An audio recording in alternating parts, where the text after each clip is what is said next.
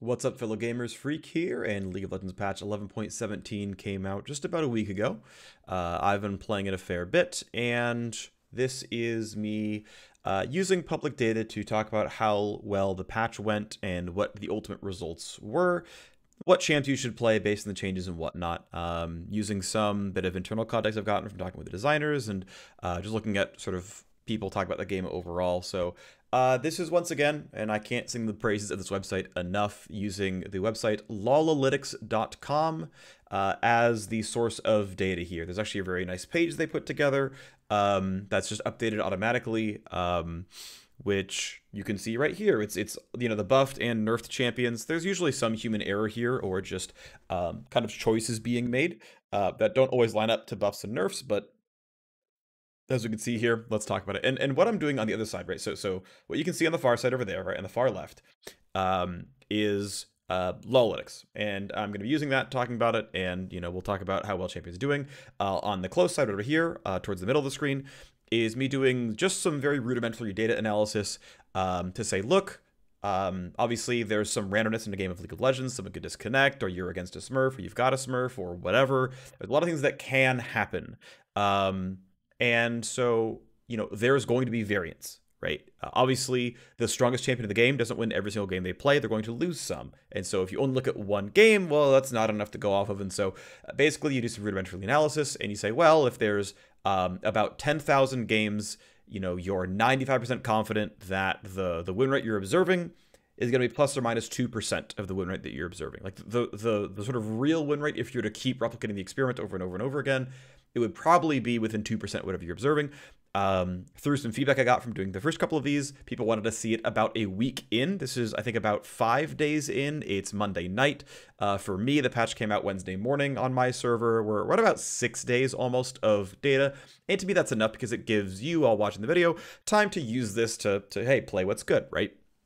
And win some games. So this is what basically is on the data over on the right-hand side. And realistically, if all you want is look at the data table and leave, of course, it's, your prerogative, go for it. But we're going to talk things through and spend some time talking about what's going on in the patch. Okay, so first things first, really big buff to Xayah, some flat damage on her R. Her Q animation goes a lot faster with attack speed. And here we are with Xayah, is going to be at the very top of the table. And yeah, gained about 1.2% win rate. You can see that we are pretty confident, right? 174,000 games of Xayah. And just by the way, we are measuring games in this patch where champions were played by a player in gold 4 or higher. So we're generally not looking at iron, bronze, and silver games. We're looking at about the top. It's about 35% of players. If you're gold 4 or higher, you're going about the top 35%. The median player is around silver 2, I think. And this is just to kind of pick a reasonably skilled set of players with enough data that we're really confident. Generally speaking, if you want to compare patch over patch, you could easily do Plat plus this point in time. You could easily do Diamond plus this point in time and get a decent look. But if I want to be really, really sure of the magnitude of the changes, I want as many games as possible. And so, hey, I'm going to grab the top third of all players, and those are the games we're going to look at. Now, there's one caveat to point out here, which is a really minor one, which is that because the way that Lolalytics looks at its data, it says if the champion's being played by a player, in this case, gold or higher, then we're going to count that game. But this means if you're gold 4 against silver 1, you're probably a bit better than your opponent, right? Because you're gold and they're not, you're a bit better than your opponent. And so your game counts, but their game doesn't. So if I'm playing Xayah and you're playing Ashe, we're going to count my Xayah win, but we're not going to count your Ashe loss. And if I'm playing Ashe and you're playing Xayah, we're going to count my Ashe win, but we're not going to count your Xayah loss. And this means we have very, very little bit of win rate inflation because gold 4 is a bit better than silver 1. And so the average win rate for any champion measured by this website is 50.58%. Across the 28 million sort of games, champion games that we've kind of tracked here. This is to say that, there is a very, very slight win rate inflation because we are looking at above average players. Now, it's also worth noting that we have to kind of track that against what the win rate was in the previous patch because we're comparing patch over patch, right? If the gold win rate in this patch was let's make up numbers. It was 54% in this patch, 51% in the previous patch. We have to make up the 3% win rate gain somehow, which obviously would not be in champions getting buffed. It would be in the way we're measuring data. The difference between the patches is negative 0.12%. So it's really negligible. And so the patch over patch win rate change, again, minus 0.12%, not a very big deal. We're going to mostly gloss over it because it's not going to matter. That out of the way, let's talk about what's going on. So again, Xayah got buffed, and Xayah's in a pretty decent spot now. Now, you could argue that Xayah is still slightly weak overall, which is a reasonable case to make. She's kind of still 1% win rate below the average gold AD carry, the average gold champion. That's a fair point to make. Xayah, I would not consider objectively overpowered. I think she is clearly strong. She's clearly worth playing. One thing to point out, I think this is actually a really important thing to look at, is I have increasingly become a fan of you should play champions that you are good at as long as the champion is not garbage, right? So for the most part, people should probably not be playing Ryze and Azir in solo queue because those champions are really, really hard to make work in solo queue. And you can look at most elos and it's like, well, look, everyone who's chosen to play Ryze is almost always chosen wrong because they're not winning on the champion. But for me, I have like 98 or 99 Nocturne games this season in ranked play, and I have a 68% win rate on Nocturne. Nocturne's win rate is 50%. Even with the builds I'm using, it's like 50, 51, 52%. So for some reason, Nocturne speaks to me, and I'm a good Nocturne player. And I am good at Nocturne, and I mean, I'm literally 100 games in, and I'm still at 68% win rate. So clearly there is a synergy going on here where I am actually good at Nocturne. And so you could take a different champion with a higher win rate than Nocturne, and I would win fewer games than on that champion. I have about a champion pool of four champs that I seem to be very good at when playing jungle in this season. This is to say that Xayah is very clearly in the spot where if Xayah's playstyle fits you, she is clearly more than viable, right? She's clearly worth playing. She's going to be fine. And for a lot of people, Xayah should be worth playing. Additionally, Xayah as a champion has a lot of counterpick potential. She has among the very best safety against point-and-click dive in League of Legends. If we're looking at a Syndra ultimate, if we're looking at a Vi ultimate, if we're looking at a Hecarim ultimate, Nautilus, all these kinds of things, Xayah is very, very good into those kinds of champions. Now, her cooldowns may be longer, and you may have to, like, play defensively for a minute as you wait for your ult to come back up, but, as much as we talk about, oh yeah, Ezreal can play really safe, and Ashe can play really safe, and Jhin can play really safe, Xayah can actually just immune the spell, and that is really powerful. And so there are going to be situations where Xayah is actually the best option, despite being 1% below, the average win rate of champions around her skill level. But that's fine, right? And it's why Riot kind of has this sort of like oracle of like, well, plus or minus 2%, if they're within there, it's going to be fine for us, because it really is true. There are champions that are generically strong, and they're generically strong champions that are going to have some really weak matchups and really weak game states. They're going to be champions that are generically weak, but are going to have really strong matchups and really strong game states. So Xayah is one of those. So, okay, there's my spiel, pretty long on Xayah, but I want to talk about it because, that is pretty meaningful. So next up, we have Evelynn. Evelynn also doing quite well after the patch, basically bang on balanced at this point. Gained a pretty substantial buff, about 1% with 150,000 games played. We're really, really confident in the win rate change, right? Plus or minus 0.5%. That basically, if we were to play those 150,000 games over again, she'd land within 50-51%. Almost every single time that we ran this experiment, right? 95% of the time we ran the experiment, she would land between 50 and 51% win rate. So Evelynn is clearly in a very balanced spot. She's clearly worth playing. If you're good at Evelynn, great. If you're not good at Evelynn, she is a little tough to play. Obviously her ban rate went up a little bit because people, she can be a frustrating champion. She can be a really dominant champion. Okay, fine. We do the thing. Off we go. Next up, Nami is a champion who did not really appear to need buffs very much.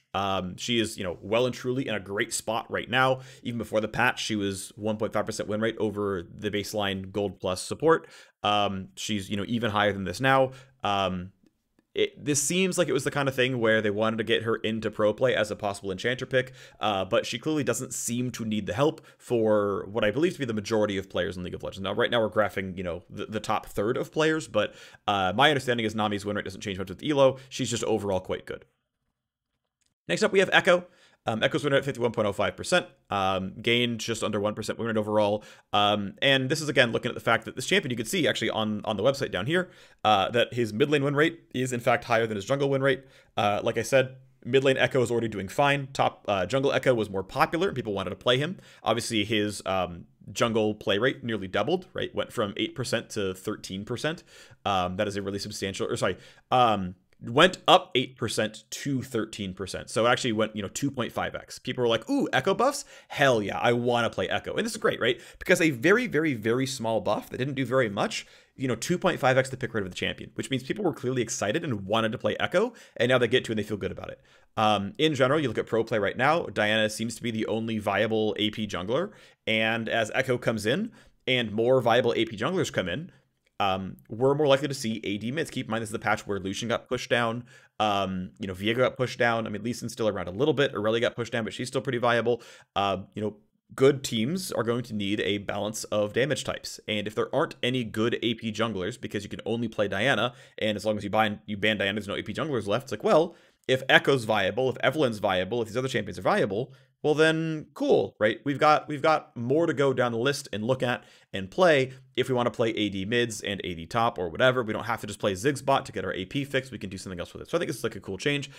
It is to me a little bit pro focused because I think pro is lacking for magic damage junglers a little bit. But yeah, I think this is, honestly in a pretty good spot. Echo is just very, very slightly on the strong side. I don't think this is an unnecessary buff. Really, I think it's fine. I wouldn't call him really overpowered or anything. Seems like a solid champion. Next up, we have Teemo. And Teemo just gained like just very little bit, right? Just gained that pretty small, I think it was 3 flat on hit damage with the E, which isn't a ton. And yet it did quite a bit. Now, obviously, you can see as you look at like the jungle and mid and support win rates, jungle Teemo is very, very unpopular. And certainly I will say 3 on hit damage matters a lot for a jungle clear, but there is a lot of variance down here. And I didn't look at all the numbers. I didn't do stuff like Teemo jungle, like what's the standard deviation here, of the win rate. I don't care. Teemo jungle isn't actually good just yet. Maybe won't be, but whatever. But, Teemo in the top lane is clearly in a pretty good spot. Again, already was in a pretty good spot overall. Is now a champion you can just consider a strong top laner. I think he is good. And so, look, if you're already a Teemo fan, go for it. Teemo is not overbearingly busted, but is a strong champion and worth playing. So now we get into the part where this is why we do rudimentary data analysis.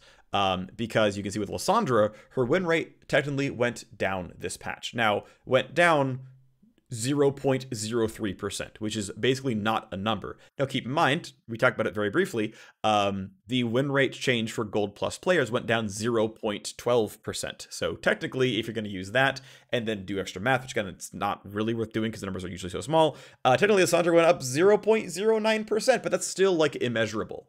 Because let's look at what's actually going on here, right? Across the 97,000 games played, our 95% confidence interval is plus or minus 0.6%.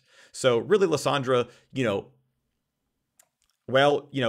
she got strictly buffed, right? Her Q mana cost went down and her base AD went up.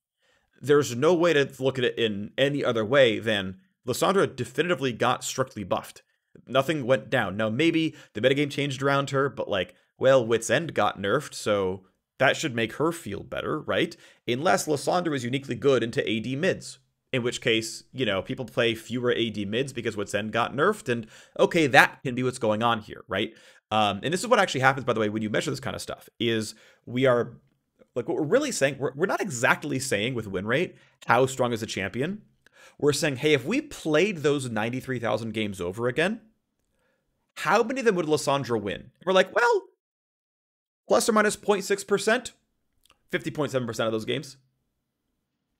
There's some variance here. There's a few that, she'll move up and down on because of variance and whatnot. But we're actually really saying if we're going to play those games all over again, because let's, take this sort of aside and keep spending time on it.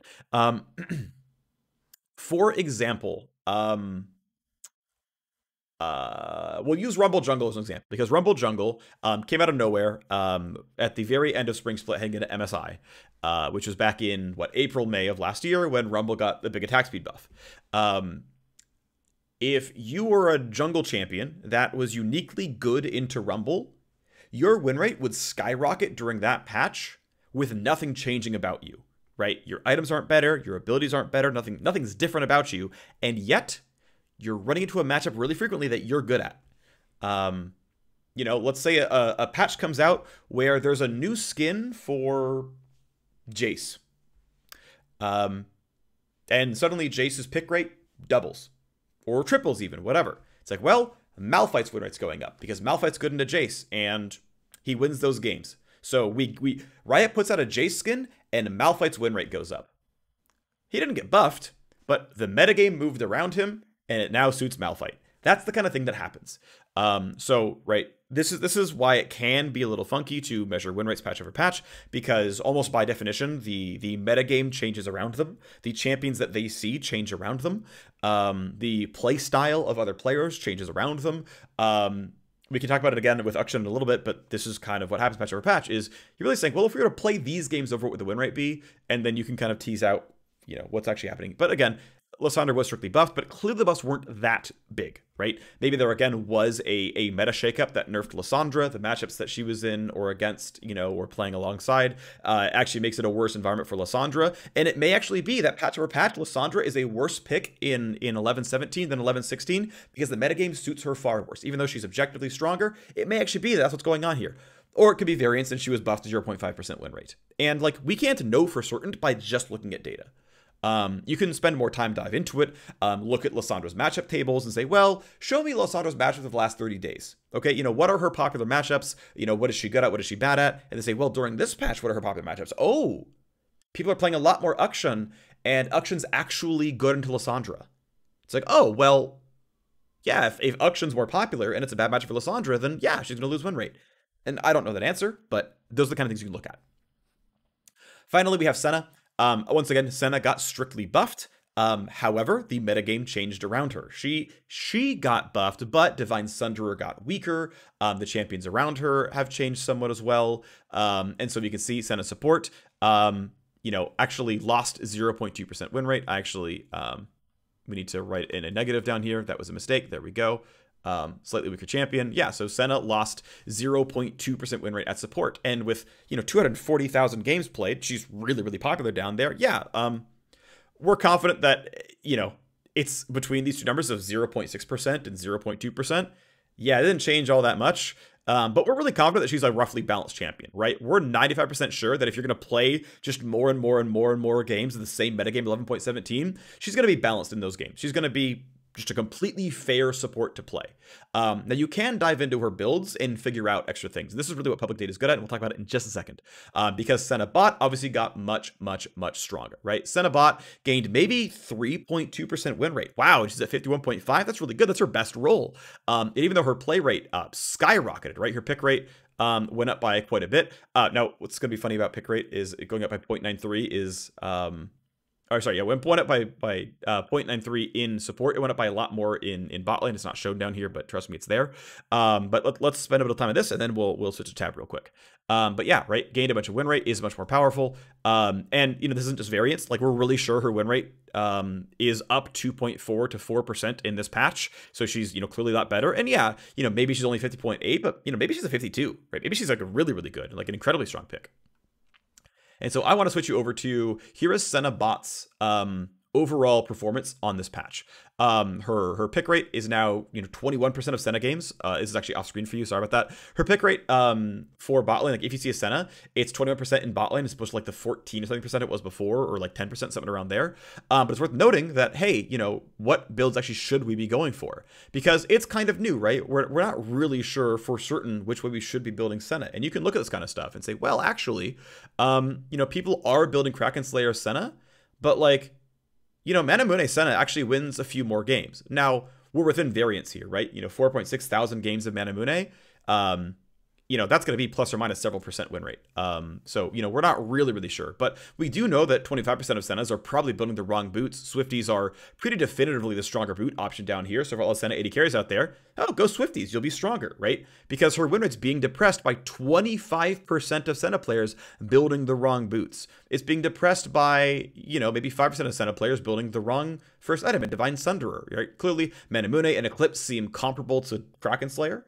I'm not saying Kraken Slayer is definitively wrong. That's, you know, nothing's telling me this is true, but like, maybe you should try the cast builds a little bit more, you know? It's a possibility, something to think about. Maybe you should change your builds around a little bit. You know, looking like a Doran's Blade start. It wins a lot more games than a Tear of the Goddess start, right? 52% to 50.5%. And we're not 100% sure, like there is some variance. It could flip, but, yeah, there's a real good possibility here that, hey, you can optimize and play more of the correct builds. But with the attack speed buffs, with the crit damage buffs, like actually it is pretty fair, between playing crit Senna and playing more of a caster Senna. And we can look, by the way, at her support build as well. We can say, hey, well, what about support Senna, right? Because, she did lose some win rate, right? She lost 0.2% according to right here. So is that really true? And it's like, well, we can look. And we look at her build and we say, okay, well, across this patch 11.17, if her first item as a support is indeed Divine Sunderer, yeah, it's much higher than Kraken Slayer. And what's funny is you can see here, right? You can see what people are doing with Kraken Slayer.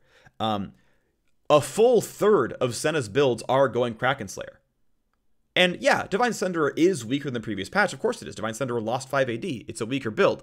But people ran towards Kraken Slayer because, well, she has a better crit ratio and all that stuff. And so, it's going to convert, it's going to look better when you go for a Rage Blade and things like that. But actually, Kraken Slayer is pretty definitively the weakest build, right? Divine Sunderer versus higher win rate, Eclipse versus higher win rate, even going for Frostfire Gauntlet for the crowd control is a higher win rate. But it's like, hey, players should really be considering, these three options much more frequently than Kraken Slayer. And so Senna support's win rate is being depressed by the fact that people, right? She got objectively buffed, and again, there are some objective nerfs because Divine Sunderer itself got weaker, but she got objectively buffed with a higher crit ratio and things like that. But people are flocking to inferior builds on support Senna, right? There is a meta game change in a way. People around you are building the wrong things, depressing the win rate of this champion. If you dive in, you're like, actually, she's still really, really good if we build her right. And this is some of the value you can get from using public data and diving into builds a little bit more. So, Senna bot and Senna support both seem to be very, very, very good. She's really good in both roles. But if you're just in champ select and you see a Senna on the opposing team, you're like, well, there's a decent chance they're going to build her wrong, so I'm not too worried. But if you yourself, right, can be intelligent about your builds and whatnot, you say, well, yeah, it turns out I can probably just go for a Divine Sunderer build, and I'm going to do pretty well here. I can default to that, and that'll work pretty well for me. So now we go on to the side we say nerfs. This is, of course, not always true. Amumu is slotted in the nerf column. That's not really quite accurate, but Amumu gained something like 2% win rate in the jungle for gold plus players. Now keep in mind, of course, we are primarily measuring gold here. There's way more players in gold than there are in plat and diamond and master plus combined. So we are largely measuring gold elo here, but strong, right? Amumu got very, very much stronger for some pretty good players, right? Again, even for the top third, Amumu got a lot stronger. Now, what's interesting to note here is I have some data from inside of Riot from the designer who did these changes. So Amumu's win rate skew from average to elite, I believe. So average is iron through gold. Skilled is plat 4 through diamond 3. And then elite is diamond 2 through challenger. And they picked Diamond 2 Plus because they need enough games to actually sample really, really skilled player behavior. And keep in mind, D2 Plus is still sub 1%. So you're still looking at the sub 1% of players, which to me is fairly reasonable. And then for the ultra high skill, they just look at actual pro play, right? If you're like, why are you measuring D2 players when I'm Grandmaster? It's like, well, listen, there's people way above you, pipe down. Anyway. So Amumu's average to elite win rate skew was 5%, which is to say, and I think it's to elite. Maybe it was average to skill, but I'm pretty sure it was average to elite, which means Amumu could have a 52% win rate, iron through gold, and a 40, which is very strong champion, right? Very strong, worth picking. Absolutely go play this champion. He's great. Versus 47% in, Diamond 1, Masters, whatever, which is don't pick this. Just don't. He's trash. 5% win rate delta is really big. That is a really, really, really, really big skew.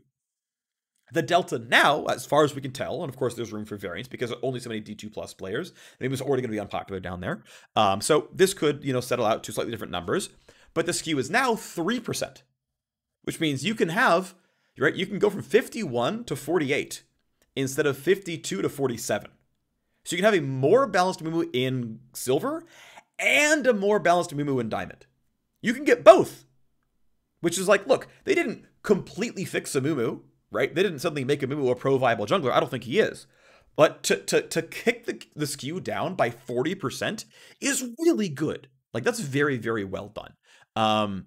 Because now, okay, well now, you know, platinum players can play a balanced Amumu. And if you're really good at Amumu, he's okay-ish in Diamond and almost passable in Masters. And, you know, it gets better.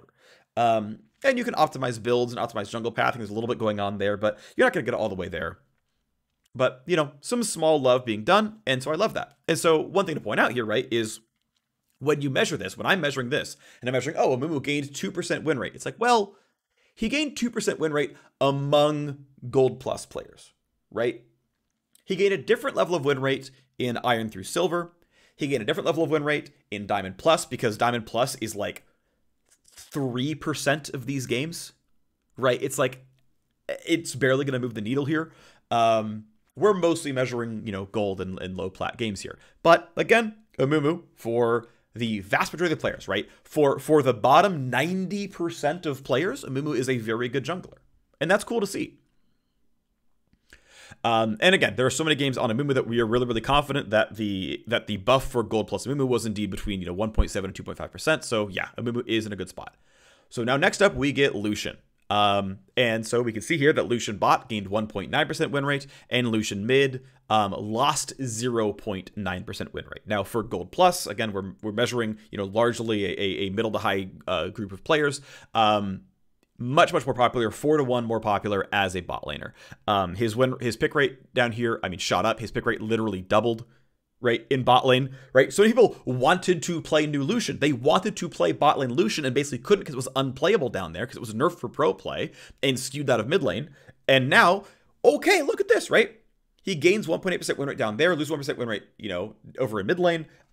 Right, the skew has pushed towards bot lane. Like, you know, well done on the design changes. They pushed him to the lane they wanted to play in because, right, again, the reason this had to happen, and in my opinion, I believe this had to happen, is because I think Riot owes its players to give them champions they can play, right? You bought the champion, you bought the skin, you should be able to play the champ without griefing your team. This is why Amumu's high elo skew says, well, if you hit Diamond 4, stop playing Amumu or you're inting, and you're going to go back down to Platinum, because a Graves at D4 is just better than you at D4, because you're Amumu, and your champ sucks when players are good, right? It's like, that sucks.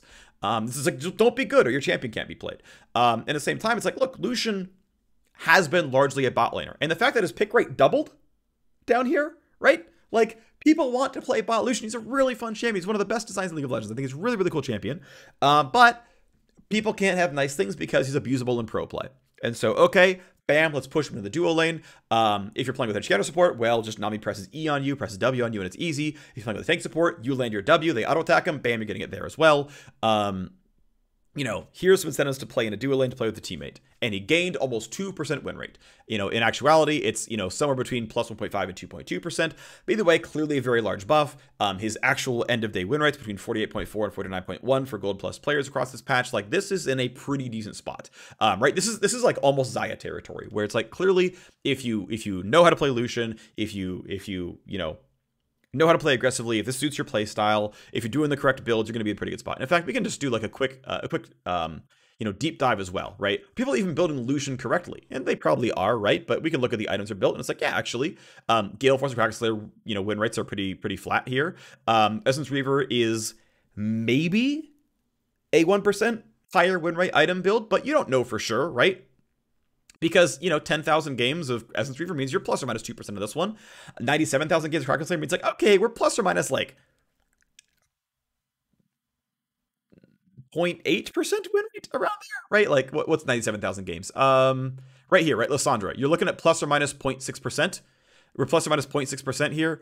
We're maybe plus or minus like 0.5%. So like, we're pretty sure that Kraken Slayer and Gale Force builds are still sub 50% on this champion, but we're not sure that Essence Reaver is above 50 itself.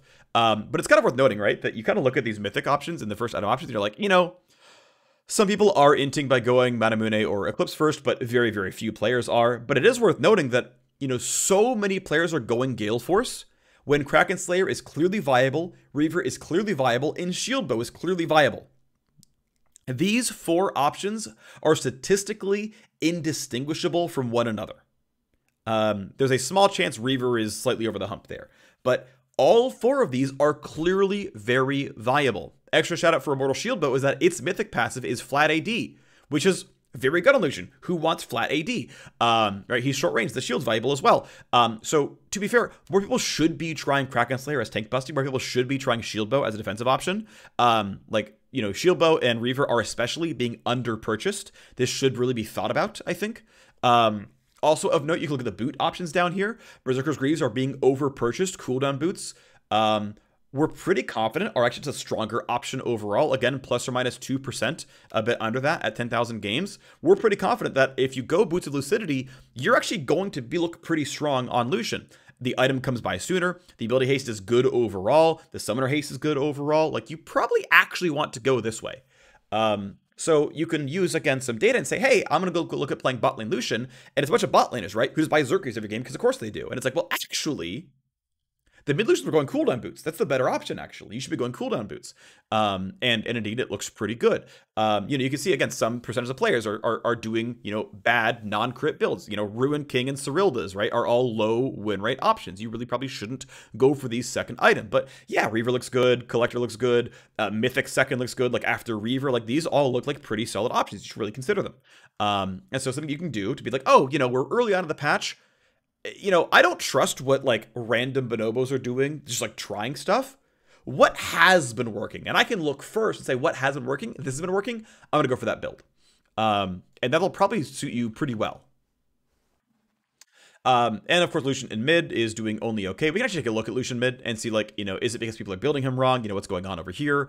And it's like, well, you look at Lucian mid, and obviously, okay, we say, okay, so Lucian mid, lost almost 1% win rate. You know, he was at 46 and change. Now he's at 45 and change. It's like, well, okay, but can we get 46 and change back? And it's like, well, actually, yeah, just go Gale Force, right? The Eclipse builds are trash. Absolutely, right? You look at the Eclipse win rate, that's bad. The Many win rate, that's bad. But it's like, well, if I'm willing to go Gale Force, I have kind of the same win rate as last patch, right? You know, 46.1, 0.17. Yeah. If I build crit, I am about the same champion, right? And you compare Kraken Slayer, where you're going to, you know, in bot lane, if you play Kraken Slayer, you're laning against Leona or something. And in mid lane, no, you're going to side lane. You're going to 1v1 a lot more. You're going to actually go for split push. So it actually makes sense to go for this kind of a build in this kind of situation. Shield Bow, actually, you know, maybe really worth considering. You know, people maybe were under purchasing Shield Bow when it really could have been good. Solution mid may just have some builds, but yeah, there's a non-trivial number of Eclipse builds, right? 10% of his games are on a very, very bad mythic now, and it's like, oh, you know, maybe hop off. And again, there's some variance here. Maybe we're not 100% sure about what's going on, and players have switched their builds around to some degree, but you can kind of recapture some of that strength by building, you know, appropriately. Next up, we have Akshan. And Akshan got, as far as I can tell, strictly nerfed. There were some buffs. The R goes back from cooldown if it's canceled mid-cast a bit faster. There are some bug fixes, but, you know, his E does less damage on rank up. You can't revive anyone from the grave, so if you tower dive and kill him and then he kills you back, he's not getting his teammates back or anything. None of that's happening. You know, deals a bunch of damage to you in a team fight, dies, and then, you know, someone last hits your Volibear jungle, brings back your, you know, Amumu, whatever. Like, that's not happening either.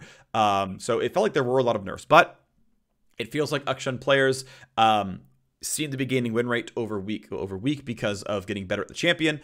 Akshan clearly seems to be a strong champion overall. You can see the win rate gains, right? Plus 1.7%. I mean, very clearly, if we are to play these games over again, he indeed is winning more games than in the previous patch. We are really, really confident that Akshan today is winning more games than Akshan 2 weeks ago. We're really confident that that is true.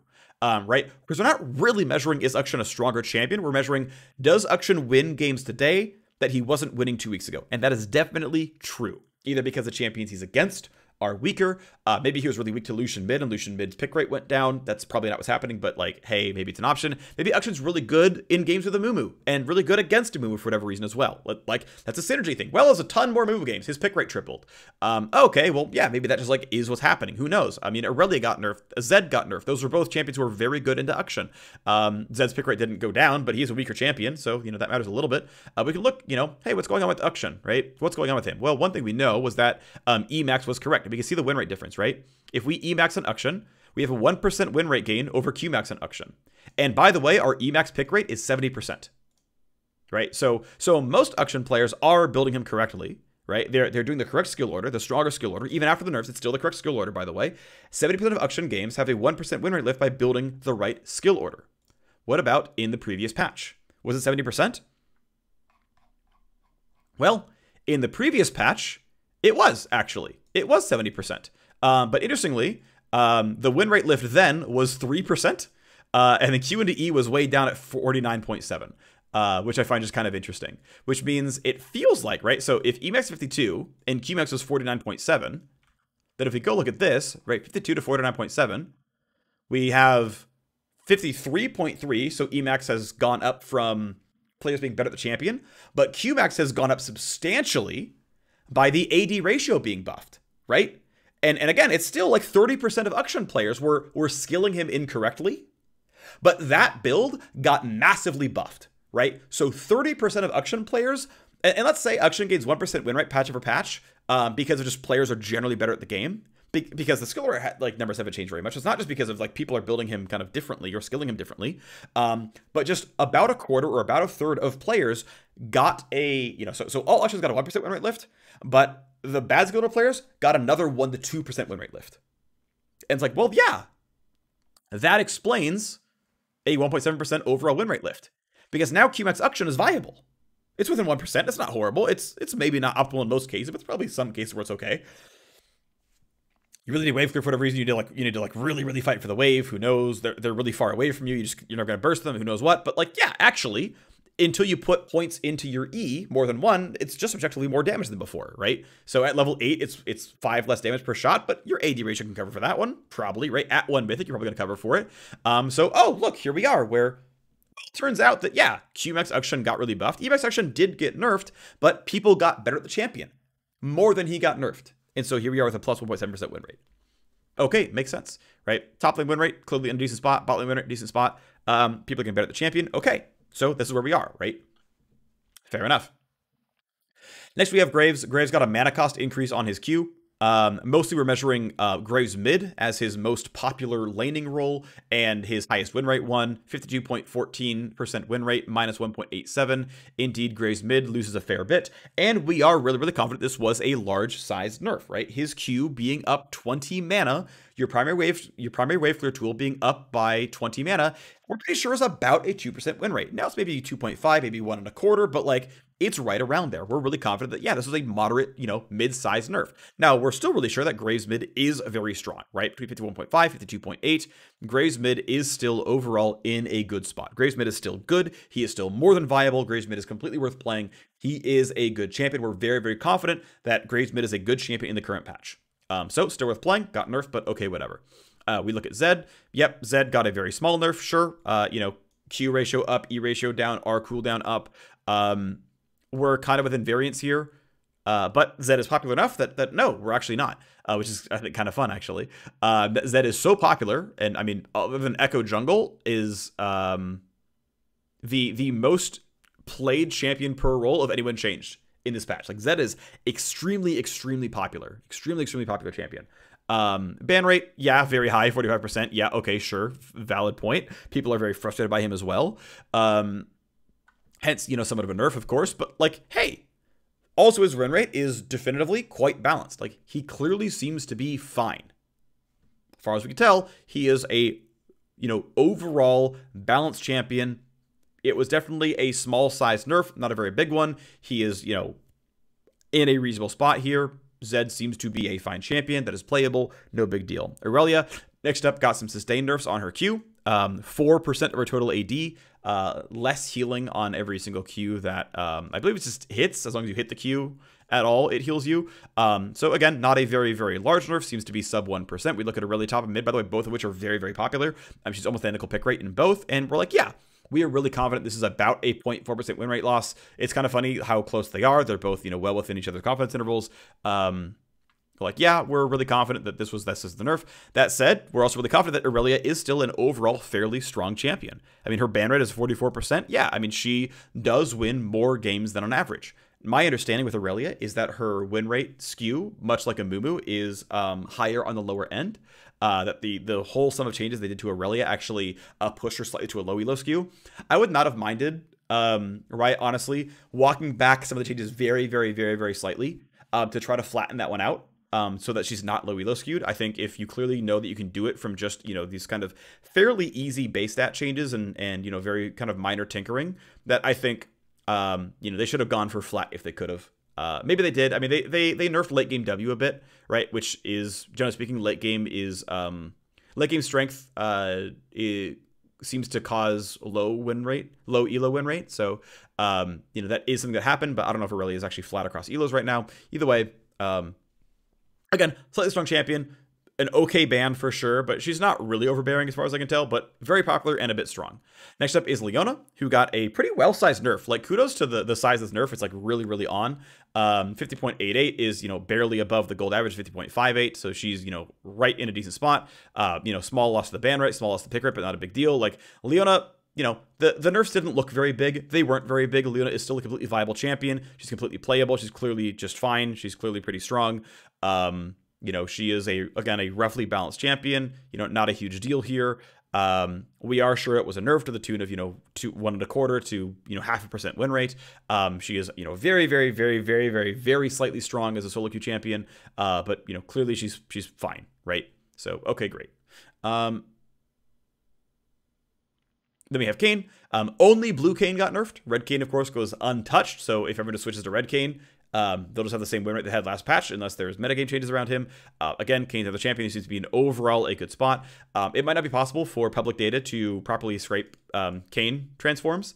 What's going to be weird about that is there's always going to be some level of bias, because an untransformed Kayn is a Kayn who did really poorly in FF15, and then a transformed Kayn is one who at least did something. It's why, like, first item win rates are often going to be a little bit inflated because you managed to get to your first item and it's going to be okay. That kind of stuff, So, either way, though, yeah, Kayn appears to be roughly fine. Again, you can look at the confidence here. We're like, yeah, he's between 49.9 and 50.6. But again, that's if you replay the games over and over again. I don't know how skewed it is, blue versus red. I know Riot has that data. They know how blue's doing versus how red's doing versus how, the ones who just die and untransform. But, you can look at overall Kayn win rate and then look at red versus blue and, then things. So, Riot has easy access to that data, and that's great. Next up is Viego, who got hit really, really hard. This is something that I kind of missed a little bit when I was talking about it in the patch rundown. I mean, it was implied, I suppose, because it was there for the reading. But the idea is, hey, Viego eventually can get as much healing when he gets a lot of attack speed. But obviously, until you get that far into the build, you're not going to have any of that. And so Viego is going to be just weaker for a while. And it's not just Divine Thunder builds. We can actually look into Viego a little bit because, I think it's fine to do that. Yeah, Viego is, again, down 3% win rate in the jungle, down 2.5 in the top lane, down 2.0 in the mid lane. Keep in mind, right, that Viego, it's interesting because Viego lost attack range, which should, I would argue, mean more for laners than for junglers, because they can just hit the camps. It's not a big deal, but, getting a harass pattern, getting your trades off, getting last hits while not getting traded back on, like, range matters for that quite a bit, but clearly he's doing okay with those. But, of course, his build went towards squishy. He was pushed towards building things like Kraken Slayer or Gale Force or Shield Bow, pushed away from Divine Thunderer, pushed away from Sterix very slightly. And so we can look at some Viego data. We're just going to look at jungle only, but it's worth noting, like, we can look at his win rate with game time, which you can see here. Clearly fine pre-15, but seems to just kind of scale up over the course of time. So, right, scales with items, wants to get into late game. But we can look at, like, first item win rates, right? And it's like, oh, yeah, people are mostly building Divine Thunderer on him, which is 2% lower win rate than Kraken Slayer. And we're really confident, by the way. We have 40,000 games of Kraken Slayer, so we are under 1% plus minus here. We are really, really, really confident that the win rate of Kraken Slayer is at least 48.5 or higher. And we're really, really confident that the winner of Divine Thunderer is under 48%. So we're really, really, really sure that Kraken Slayer and Shield Bow are just better builds than Divine Thunderer. And so Viego Jungle hasn't switched builds yet. Viego Jungles are actively building him incorrectly. And that's why his win rate is down. His win rate should be up 2% of this. It should be a 1% nerf. Viego should be a 50% win rate champion. if they just built him correctly. I mean, roughly, right? Yeah, sure, there's some room for variance, but you can kind of see here that Viego's nerfs are greatly exaggerated because they're still building not only an item that got nerfed, but an item that got nerfed on him because he needs attack speed. He gets way, way, way, way more healing off the Kraken Slayer, 65 AD, 25 attack speed, the crit chance goes in the ultimate versus just 35 AD. It's like, yeah, you heal for a ton more with Kraken. You heal for a ton more with Shield Bow. This is really, really, really, really valuable and what you should be building. Turns out you also probably should be getting Tenacity more often than not. That, you know, people are building Steel Caps twice as often as Merc Treads, and that's probably a bit too much. Of course, there are games where Steel Caps are good, but you should probably err on the side of Merc Treads. If you can convince yourself at all to go Merc Treads, you should probably do it. This item is outstanding, and off you go. Even Berserker's Greaves tend to win more than Steel Caps. Now, there's a bias here, because if you're doing well, you're going to go Berserker's Greaves, so, okay, asterisk there, that's not really apples to apples. But you can even see, okay, second item win rate. Well, Rayla Rune King versus Sterak's Gauge. And you say, wait a second, Phreak, that's biased. If you're doing well, you buy Rune King. If you're doing poorly, you buy Sterak's. Well, they're both built at 21 minutes. Oh, and here's what's sent over here, right? Another attack speed item.